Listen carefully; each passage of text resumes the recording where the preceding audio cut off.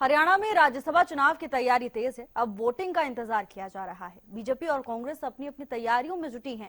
एक तरफ जहां कांग्रेस ने क्रॉस वोटिंग के डर से अपने विधायकों को हिमाचल शिफ्ट किया है, तो वहीं बीजेपी ने भी अपने विधायकों को वोटिंग के लिए खास ट्रेनिंग दी है और सभी विधायकों को चंडीगढ़ में रहने के लिए कहा गया है। निर्दलीय उम्मीदवार के मैदान में आने से मुकाबला बेहद रोचक बना हुआ है। एक रिपोर्ट आप देखिए।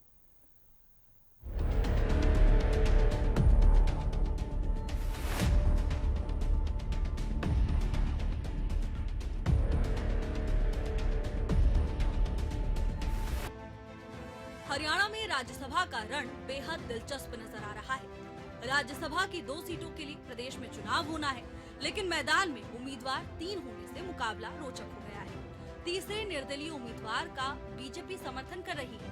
ऐसे में कांग्रेस और निर्दलीय के बीच मुकाबला माना जा रहा है। बीजेपी और कांग्रेस नेता एक दूसरे पर तंज कसते नजर आ रहे हैं। कांग्रेस की तरफ से निर्दलीय उम्मीदवार को लेकर सवाल उठाए गए, तो वहीं बीजेपी भी कांग्रेस विधायकों की शिफ्टिंग पर तंज कस रही है।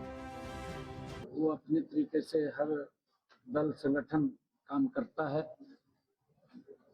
मुझे इसके बारे में जानकारी आपसे मिली है कि वो हिमाचल में गए हैं, मुझे जानकारी नहीं है। अच्छा है कि अपने तरीके से हर दल काम करता है। हर व्यक्ति दावा करता है जीत का। कोई भी व्यक्ति है, हर व्यक्ति जीत का दावा करता है। परिणाम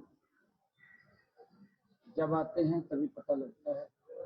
मेरे को क्या पता कौन गया कौन नहीं गया, जो गया अपनी मर्जी, जो नहीं गया आपके रेफरेंस के बाहर से 2 बसों में गए सर? नहीं भाई, उनकी मर्जी है। उन्होंने कहा जी हम कहीं जाएं, घूम के आ जाएं। मैं घूमा भाई, 16 तारीख को आएंगे। उनसे पूछा मर्जी, जब उनकी अपनी मर्जी है। वापसी का पता है सर? वापसी का पता है किसका? 16 तारीख को वोट डालेंगे। 16 को वोट डालेंगे। वो तो मेरे को पता नहीं कब आएंगे, लेकिन वोट डालने जरूर आएंगे।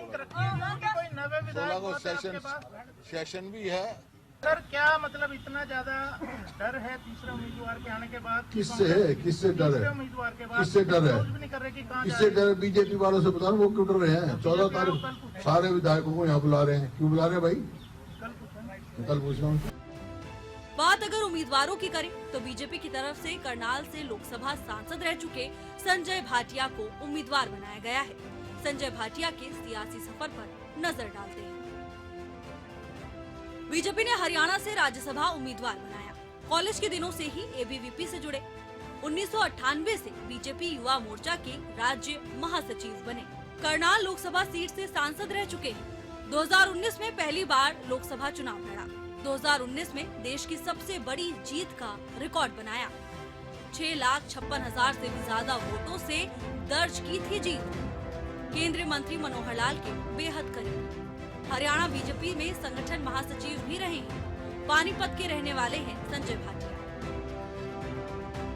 तो वहीं कांग्रेस की तरफ से एक नए और दलित चेहरे पर दांव लगाया गया है। कांग्रेस ने करमवीर बौद्ध को राज्यसभा के रण में उतारा है। कांग्रेस उम्मीदवार करमवीर बौद्ध के बारे में भी आपको बता देंगे। महा विधानसभा के भैड़ी चंद्रपाल गांव के मूल निवासी हैं। किसी भी गुट या खेमे से जुड़े हुए नेता नहीं माने जाते। संगठन के भीतर एक संतुलित और सर्व स्वीकार्य चेहरा है। संविधान बचाओ अभियान में सक्रिय रूप से शामिल रहे। जमीनी स्तर पर पार्टी के कार्यक्रमों में भागीदारी निभाते रहे हैं। एससी समुदाय से आते हैं करमवीर बौद्ध। हरियाणा सिविल सचिवालय से सुप्रीडेंडेंट के पद से सेवानिवृत्त हुए। पत्नी लेबर डिपार्टमेंट में असिस्टेंट है। कांग्रेस उम्मीदवार करमवीर बौद्ध को ही जीत दिलाने के लिए कांग्रेस विधायकों को चंडीगढ़ से बाहर शिफ्ट किया गया है, ताकि कांग्रेस विधायकों में कोई टूट न आ जाए। लेकिन कांग्रेस विधायकों में टूट की संभावनाओं के चलते ही निर्दलीय उम्मीदवार सतीश नांदल की इस चुनाव में एंट्री हुई है। कौन है सतीश नांदल? आइए जानते हैं। सतीश नांदल रोहतक के बोहर गांव के रहने वाले हैं। साधारण किसान परिवार में जन्मे सतीश नांदल राजनीतिक सफर की शुरुआत में सतीश नांदल इनेलो से जुड़े। तब रोहतक में पार्टी के जिला अध्यक्ष और राष्ट्रीय प्रवक्ता भी रहे। भूपेंद्र हुड्डा के खिलाफ गढ़ी सांपला किलोई सीट से कई बार चुनाव लड़ चुके हैं। 2024 में बीजेपी ने सतीश नांदल को प्रदेश उपाध्यक्ष बनाया। राजनीति के साथ साथ वो एक बड़े कंस्ट्रक्शन बिजनेसमैन भी माने जाते हैं। विधानसभा में भले ही इनेलो के 2 गुट हैं, लेकिन चुनाव में क्योंकि एक एक वोट काफी अहम रहता है, ऐसे में इनेलो सुप्रीमो अभय चौटाला लगातार पूर्व सीएम भूपेंद्र हुड्डा पर हमलावर नजर आ रहे हैं। हुड्डा की बहुत तसल्ली कराऊंगा, चिंता ना करो, एन टिका के तसल्ली करा दूंगा। हुड्डा अपने लोगों को संभाले, बस। हुड्डा ने हमेशा अपने लोग बेचे, जुम्मे मेरे लगाए। अब की बार देखना। आपकी लग रही है सर, आपको इस बार कोई भीतरघात कांग्रेस में हो सकता है? ये हुड्डा ही कराएगा, कोई और नहीं। थोड़ा खुद करते थे, खुद करता है भीतरघात थोड़ा ही। तुम ये बताओ, कुलदीप को और किरण को पार्टी से किसने निकाला? हुड्डा ने निकाला कि नहीं निकाला? वो जब निकल के गए किसके जुम्मे पड़ के गए? हुड्डा का काग नहीं कहा। तो इसने हुड्डा ने उनको निकलवा करके बीजेपी की मदद करवाई कि नहीं करवाई?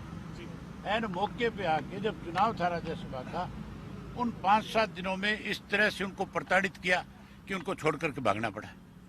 इसी तरह पेन की शाही किसने बदली? उस हुड्डा से ये पूछो सही पहले। जो आज इतना कह रहा था, उसको मेरे सामने ले आओ ना, मैं उसका बैम काट दी। मैं ही पूछ रही हूँ उससे, तेरा पेन की शाही बदली, तेरा खाली रहा कि नहीं रहा? तू अनपढ़ आदमी है, 2 दफा का चीफ मिनिस्टर है, तू बैलेट पेपर खाली छोड़िया। तीनों उम्मीदवार चुनावी रण में हैं। एक तरफ जहां बीजेपी और कांग्रेस उम्मीदवारों की जीत की संभावनाएं ज्यादा हैं, लेकिन ऐसी स्थिति में हरियाणा प्रदेश में निर्दलीय उम्मीदवार जीतकर पहले भी राज्यसभा पहुंचे। ऐसे में सियासी खेल में वोटिंग के दौरान कुछ भी हो सकता है। हर किसी को परिणामों का इंतजार है। कांग्रेस अपनी जीत के दावे कर रही, बीजेपी अपनी जीत के। लेकिन देखना होगा कि आखिरकार कौन से वो 2 उम्मीदवार होंगे जो हरियाणा से राज्यसभा पहुंचेंगे। Bureau report, Haryana.